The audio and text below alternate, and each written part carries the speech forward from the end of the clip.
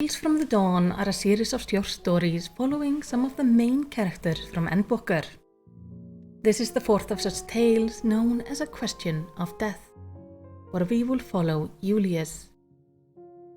Julius awoke to near darkness.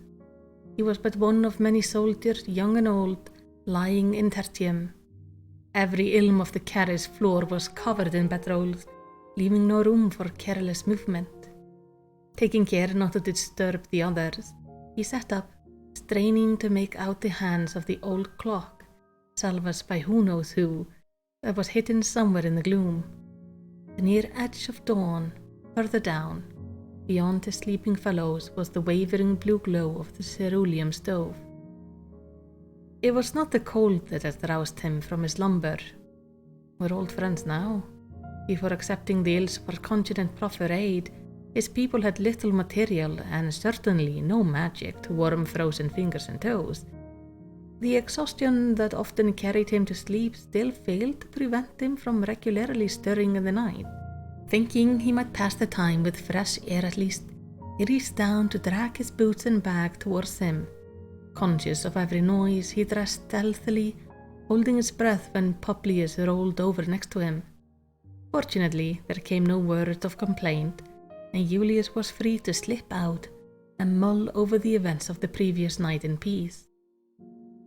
They'd been huddled around a lamp in an out-of-the-way corner, the familiar scent of honey and spice wafting from the cradled mugs, one small comfort afforded by a surplus rations.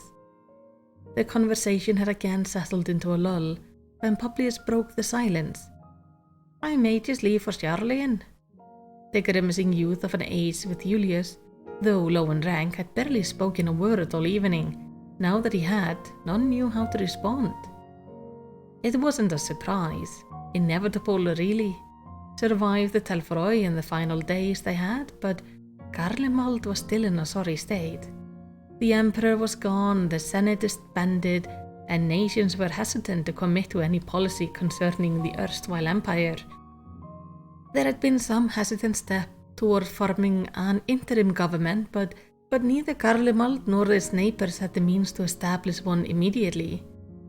The provincial leaders were waiting to see which way the winds would blow, welcoming their countrymen home while making no moves to resurrect the empire themselves. Rumors that this or that province was poised to formally declare independence, or had as good as seceded already, ran rampant. It was only natural to give Garlemald up as a lost cause. Even as some returned to rebuild, others who had been tempered and taken to other nations for treatment petitioned to remain there, and these nations, Charlian amongst them, welcomed refugees with open arms. Though Publius might be the first among present company, he would not be the last to make a new home far from the old. Publius stared into the cup as the moment dragged on. In this nation of the fallen, what was left to say? "You should speak to Alfino and Alice on the morrow. They'll put you in contact with someone you can trust," Julius ventured. The ever-helpful pair was staying at Camp Broken Glass, and like as not had plenty to be doing already, but he would be remiss not to mention it. "I'll do that." With a small gesture, the atmosphere changed. Publius exhaled in relief, and the other was soon offering their own words of encouragement and vows to meet again. Though their drinks had long gone cold, their cheers gave the warmth enough to our brothers in our homeland. The brisk wind carried away sleep's warm haze as Julius climbed the slope that led out of the station.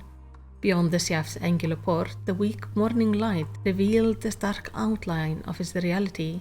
The remaining spire of the once shining platinum novum stood alone in the city centre, amongst homes reduced to steel skeletons and grey rubble.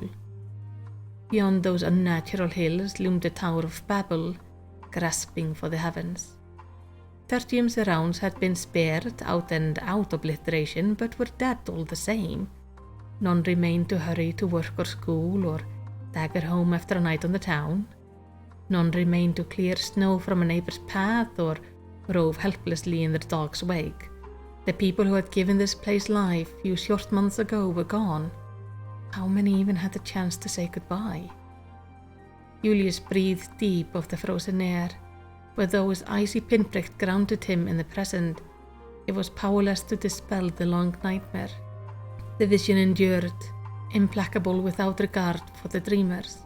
To the shrewdest of minds and the purest of heart, fate offered no justice nor justification. Yet you would ask me why? The injury should have healed, yet it itched at him now, a scab that bled and bled, threatening to hollow him out from within. Even as he picked at it, his feet carried him forward. Better to survey the surrounds for threats than into the silent city. Unforgiving grey, destruction and loss, all silent as the grave, as if even beasts preferred not to pick through the bones of an empire so early in the morn. A flash of movement caught his eyes, a scrap of old newsprint trapped in the tumble-down debris of a roadside ruin. The last will and testament of someone's breakfast table. He drew closer, mindful of the potential for further collapse. I remember this. A special edition distributed on Unity Day several years past. The celebration commemorating Garlemald's founding and the heroes who had labored for the Empire was always a tremendous affair for residents and the capital, most of whom spent the day reveling. The elders told stories of meager harvest and the desperate clashes as choirs sang old marching songs. Hawkers along the avenue sold food, drink, traditional adornment from the camping, and latest Magitech baubles. Naught was more highly anticipated than the military parade, a show of strength and patriotism that never failed to inspire both awe and pride. Countless soldiers and Magitech units moved in time through the city, beating a steady rhythm towards the Imperial Palace, where the Emperor's family stood assembled to receive them. They led us to greatness, we who formed the vanguard of history's grand march forward. His city was the heart of the world, though through it flowed blood stronger than steel, a bond between countrymen that would remain unbroken, even should their every enemy join together to oppose them. Glory to Garlemald. The Unity Day described in this print had taken place while Julius was in the academy, and marked the last year that the ailing Solus had been in attendance. Though the lead article detailed the event and speeches of the day was in tatters, the accompanying portrait of the imperial family remained. At its center, naturally, was the stern visage of Solus Soscalvus. Though still dignified in his old age, the gaze which he fixed upon the reader was more melancholic than proud. Never saw the man smile once. To the Emperor's right stood Titus, second of Solus's sons, along with his wife Aresina and son Nerva. Both Titus and his son had strained looks about them, not dissimilar to the younger Solus found in the history books. On his radiant's left was his grandson Varys, the only legacy of the deceased crown prince Lucius. A proud one too. Varys was tall and broad of shoulder, and his comportment marked him as a prime candidate for high legatus even then. His wife and his right-hand Carosa had passed away in her prime, and so he was flanked instead by his mother Hypatia, though she departed to join Carosa mere year after this portrait was taken. She supported Varys' claim to the throne until the very end, and then there was the young man with a faraway look in his eyes and an air of detachment. Would you be happier had I a good reason? Sinus, yea Galvus. Though his anger had cooled since their encounter on Eblem Rime, Julius nevertheless found himself wrenched back to the present with no little displeasure. His homeland was gone, that much was plain, even as he clung to the ragged scraps of remembrance. He hadn't known then whence the fervor of that day would lead, but knew well now they would never be reborn. Even should Garlemald rise from the ashes, his age had ended. And what of us? A new day had dawned, and Julius would not suffer his people to remain in the dark. Yet what stars were they to follow? Julius shook out the paper, folded it neatly, and tucked it in his pocket before leaving the ruin behind. The streets were still and silent, his crunching footstep the only sound. Playing his role of a watchman, he investigated the semi-intact structures he came across, but found little of note. No food or supplies remained, only the detritus of peaceful lives not worth saving then or now. A fine layer of ash covered splintered furniture and forgotten trinkets, forming cairns in the gloom. After a time, he arrived at a house he had never explored in his prior wanderings. With the roof torn off and the walls half crumbled, it seemed unlikely to hold anything of value, but he nevertheless picked his way through the frosted rubble that would have once formed the lintel. Once inside, he dusted himself off and took in his surroundings, and drew a startled breath. Julius had seen enough death by now to recognize it at a glance. He approached the soldier and knelt to examine the corpse. Though the cold had prevented significant decay, it was clear he had died some time ago. Had it been during the war, the body would have been removed, so he could only be one of the temperate order victims. The bite and scratch marks suggested the latter, like the scars my family gave me. He removed the helmet carefully. Not a face he recognized, so probably not a member of the First Legion. Just another poor soul who had escaped the tempering, exhausted the last of his strength, and died anyway. Julius would offer no god-bound prayers as the Eorzeans might, but nevertheless set the helmet aside to pay his respect. Though the sentiment rang hollow, he silently encouraged the deceased to find peace with his ancestors and watch over his kin. Alphino and Alice claimed that the Scions had visited the Ethereal Sea, where all souls returned.